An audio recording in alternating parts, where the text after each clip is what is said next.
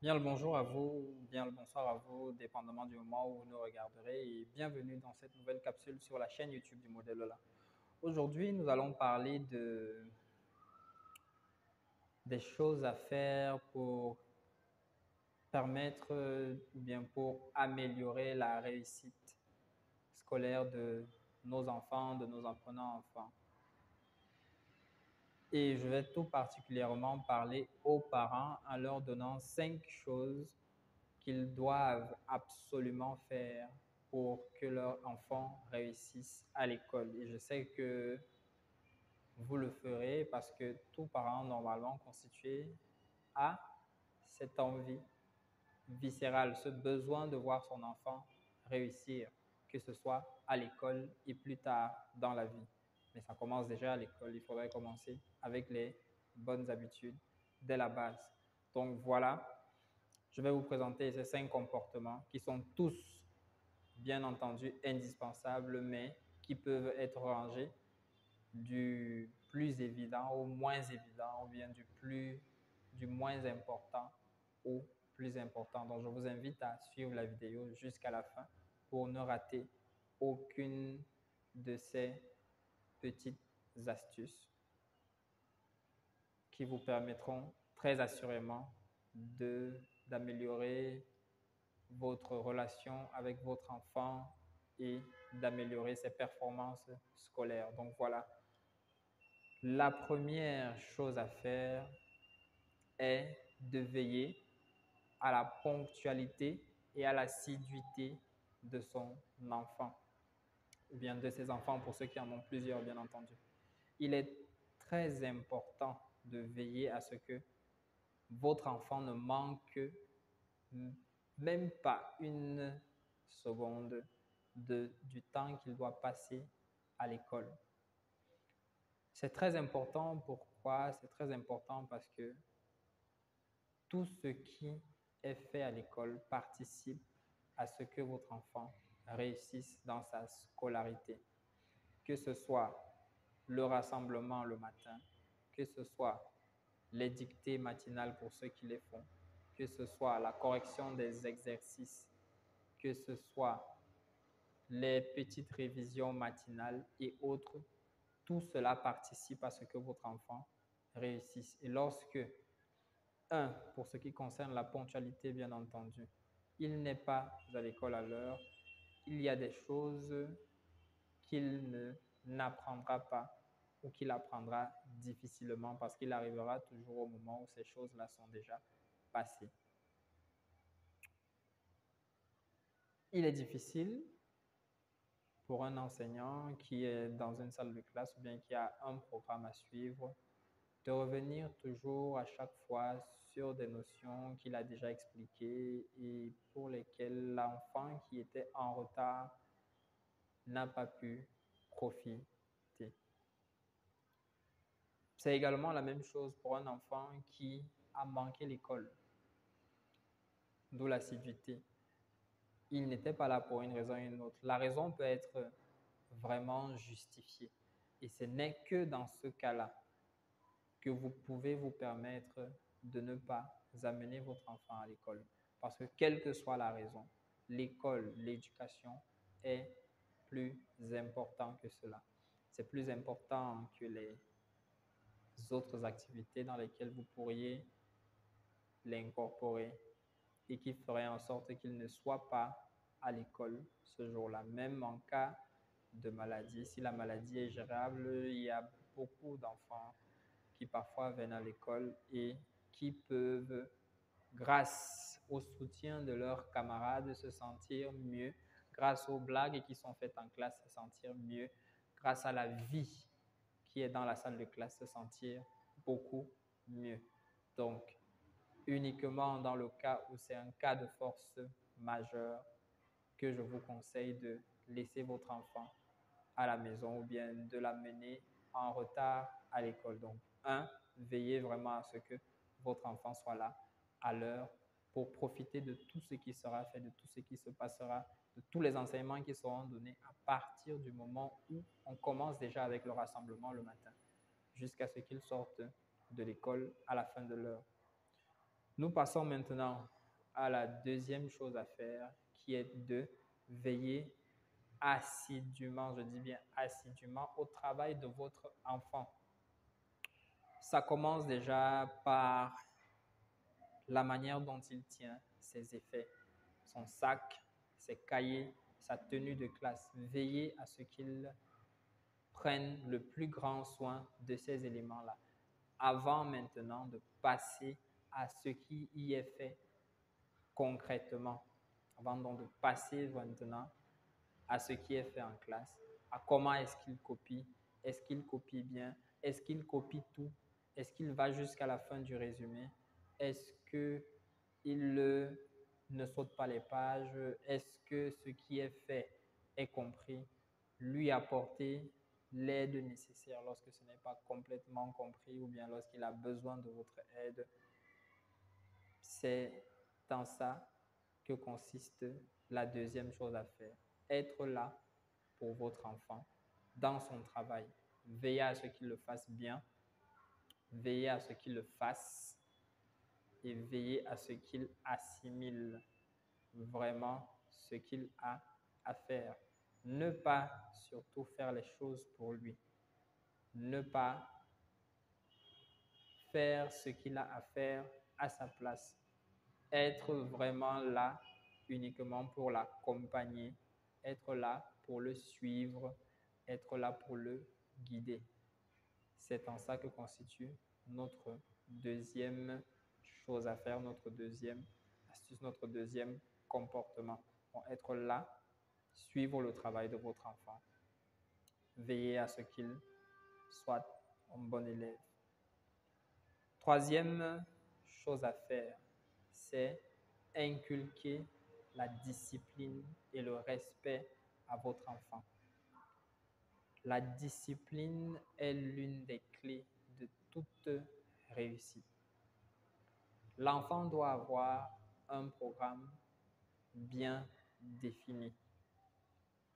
Ce n'est pas pour dire que vous allez former un militaire à la maison ou bien autre chose. Non, c'est juste vraiment apprendre à l'enfant à planifier ce qu'il a à faire et à respecter cela. Faire un programme et le respecter, s'y tenir. Il y a des heures pour manger, il y a des heures pour jouer, il y a des heures pour réviser, il y a des heures pour dormir, il y a des heures pour faire ci ou ça. Des moments pour cela. Avec cela, l'enfant développe un certain niveau de rigueur. Il développe de la rigueur, il développe des compétences en planification. Et plus tard, à l'école, il a cette facilité-là à assimiler toutes les règles qui lui sont imposées et également de planifier ses tâches, ses activités, savoir le niveau d'importance de chacune, savoir quand est-ce qu'il faut faire chacune d'elles et être en mesure réellement de les faire convenablement. Ces qualités-là, ces principes-là, ces comportements de discipline permettent à l'enfant, pas seulement à l'école, de réussir, mais également dans sa vie, d'être une personne qui est programmée pour réussir, disons-le comme ça, parce que c'est le cas, une personne disciplinée est une personne qui a déjà 50% de chances de réussir, parce que il a été programmé pour cela. Il s'est programmé pour cela. En ce qui concerne le respect également, c'est une valeur morale très importante qu'il faut inculquer à nos enfants, qu'elle soit le respect envers nous-mêmes, leurs parents, que ce soit le respect envers les autres, leurs aînés, que ce soit le respect envers eux-mêmes. Parce que le respect, déjà, d'abord, il doit être tourné vers soi-même avant d'être tourné vers les autres. Si on se respecte, si on est capable de se respecter, on sera également capable de respecter les autres et de se faire, par ricochet, respecter par les autres. Très important de leur apprendre cette valeur-là de respect. Nous passons maintenant au quatrième point, au quatrième comportement. La quatrième chose à faire pour vos parents, c'est d'être à l'écoute de vos enfants. Être à l'écoute de vos enfants et également surtout de les laisser s'exprimer. Donc, ici, il est important d'être là, de dialoguer avec votre enfant, de partager des choses avec lui, d'échanger, de l'écouter, de suivre, d'apprendre à le connaître, savoir quelles sont ses peurs, quelles sont ses joies, quelles sont ses frustrations, ce qu'il veut, où est-ce qu'il veut aller, ce qu'il veut devenir, comment est-ce qu'il a envie de travailler et tout. Être vraiment à l'écoute de l'enfant, être là pour lui, ça vous permet d'apprendre à connaître votre enfant. Ça lui permet également d'apprendre à vous connaître. Ça vous permet d'installer une relation positive et de faire en sorte que lorsqu'il y a matière à le féliciter, vous le fassiez, bien entendu. Lorsqu'il y a matière à le motiver, vous soyez capable de le motiver de la meilleure manière possible. Lorsqu'il soit question de réprimande, bien de punition, que vous sachiez le punir et qu'il apprenne de cette punition-là. Parce que c'est ça l'important lorsqu'on punit, c'est d'apprendre quelque chose à l'enfant. Donc, écoutez ici, ce n'est pas simplement rester, suivre ce que l'enfant vous dit, non. C'est apprendre à le connaître, savoir qui il est, comment il fonctionne et être en mesure de tirer le meilleur de lui, de l'accompagner de la meilleure manière possible dans son éducation, puisque nous sommes là dans une capsule éducative qui a trait à l'école. Que vous soyez capable réellement de l'accompagner de la meilleure des manières possibles dans son cursus scolaire. Le laisser s'exprimer, comme j'ai dit, c'est ne pas phagocyter l'enfant, on va dire ça comme ça, ne pas l'empêcher de devenir qui il a envie de devenir. Parce que parfois, à être trop maman poule, à être trop papa poule, on ne laisse pas l'enfant s'exprimer, on ne laisse pas l'enfant se découvrir, on l'empêche de tout faire, on l'empêche de... On veut le façonner, on veut faire de lui qui nous sommes.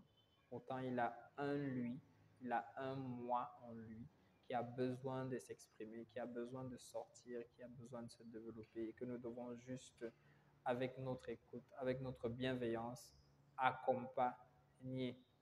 Surtout, surtout, surtout, ne pas comparer l'enfant à d'autres. Ce sont des raisons de frustration pour lui. Il faut avoir des comportements positifs avec lui. S'il faut faire des comparaisons, c'est avec lui-même, ce qu'il avait l'habitude de faire, ce que vous lui avez demandé de ne plus faire, ce qu'il ne fait plus. Ne pas lui dire que tu vois comment, l'autre non. Lui dire, tu vois, tu n'étais pas capable de faire ceci. Maintenant, tu es capable de le faire. C'est une bonne chose. Ou bien, tu vois, je t'ai demandé de faire comme ça. Jusqu'ici, tu n'as pas été capable de le faire. Quand il sera capable de le faire, le motiver, le féliciter. C'est très important pour qu'il comprenne que changer, devenir meilleur, c'est une bonne chose pour lui et pour son cursus scolaire. Cinquième et dernière chose, et la plus importante lorsqu'on parle d'éducation, c'est de très tôt, très rapidement, parfois même au début de l'année scolaire, aller rechercher ou bien installer, développer une relation cordiale de proximité entre vous, le parent, et lui, l'enseignant de votre enfant. Allez le voir, expliquez-lui comment votre enfant fonctionne, qui il est, comment il peut être motivé, s'il a un problème de santé, s'il a une maladie, s'il est stable, s'il y a quoi que ce soit que l'enseignant doit connaître par rapport à votre enfant, dites-le lui pour que le travail avec lui soit plus facile. S'il a mal aux yeux, s'il a quel que soit le truc. Si c'est une personne attachante, si c'est une personne dynamique, si c'est une personne calme, intelligente, moins intelligente, plus difficile, moins difficile, ainsi de suite. Voyez votre enseignant, installez cette relation de proximité avec lui, exprimez-lui votre fonctionnement, celui de l'enfant. Lui également, prenez de lui son fonctionnement à lui, la manière dont il entend diriger votre enfant, sa salle de classe au cours de l'année. C'est celui-là qui aura la responsabilité de suivre votre enfant durant toute l'année, qui sera la personne qui devra faire acquérir des compétences à votre enfant. Donc, c'est à ce moment-là, pour ma part, la personne la plus importante pour votre enfant, pour votre famille et pour vous, parce que son action permettra à votre enfant de devenir une nouvelle personne. Ça, c'est clair. Donc, il faut que vous soyez dans la collaboration. Vous êtes tous les deux un maillon de la communauté éducative. Et, sachant cela, vous devez vous imbriquer parfaitement. Ce qu'il fait à l'école doit également être fait à la maison et de la manière dont il le fait à l'école, pas de manière disparate. Le travail qu'il fait à l'école doit être compris par vous à la maison afin que l'enfant puisse également mieux comprendre puisque ayant eu une double explication identique, cohérente et bienveillante. Ne pas installer des discordances entre l'enseignant et vous, parce que ce sont des comportements de nature à faire en sorte que l'enfant se retrouve au milieu et perde en compétences. Même si c'est de manière non voulue, même si c'est même si ça ne vient pas de la personne enseignante, même si ça ne vient pas de vous à la maison, ça va créer ce qui est certain, des dissonances, et ça va faire en sorte que l'enfant au milieu ne profite pas au mieux de ce que vous deux, si vous étiez en collaboration, vous seriez capable de lui offrir en termes de compétences, en termes d'explication, en termes de tout, on va dire ça comme ça. Donc vraiment, installer cette relation de collaboration, cette entraide, cette cordialité entre l'enseignant et vous, et toujours être dans la compréhension, quel que soit le problème, quel que soit le cas, être dans la compréhension, parce que l'enseignant est là pour votre enfant et il se sacrifie corps et âme pour que vos enfants, ou bien pour que votre enfant particulièrement, apprenne, comprenne, se développe. Donc, c'est la personne la plus bienveillante du monde, disons ça comme ça, et vraiment, il faut l'accompagner, il ne faut pas le combattre. Il n'a besoin que de votre aide pour réussir ce qu'il a à faire dans la salle de classe. Donc voilà, vraiment, c'est la chose la plus importante que je vous conseille vivement de faire, quel que soit le cas, quelles que soient vos occupations, quel que soit ce que vous avez à faire. Je vous invite vraiment à essayer au mieux d'installer ces comportements en vous, de faire ces 5 choses que je viens de vous libeller et que je vais résumer comme ceci. 1. Veiller à la ponctualité et à l'assiduité des enfants. 2. Veiller assidûment au travail de votre enfant. 3. Inculquer à votre enfant la discipline et le respect. 4. Être à l'écoute de votre enfant et le laisser s'exprimer. Et 5, plus important, installer une relation cordiale de collaboration et d'entraide entre vous, le parent, et lui, l'enseignant. Voilà ce que je voulais vous transmettre aujourd'hui comme conseil, comme avis d'une personne de l'intérieur. Et j'espère vraiment qu'avec ces conseils, vous développerez de meilleurs comportements qui feront en sorte que votre enfant apprenne, ne soit plus délaissé. Je vais terminer avec les parents qui ont parfois des aides à la maison, des tuteurs scolaires qu'on appelle plus communément répétiteurs et qui sont là pour suivre les enfants. Je vous invite à référer ces personnes-là. Déjà, avant de les recruter, veillez à ce que ce soit des personnes qui soient imprégnées de la chose, qui soient des éducateurs, qui soient des professionnels de l'éducation, parce que parfois on a tendance à minimiser le fait qu'un enseignant soit un professionnel. C'est un professionnel, il a appris à transmettre, il a appris comment faire pour transmettre, il a appris les méthodologies, les techniques, les pratiques.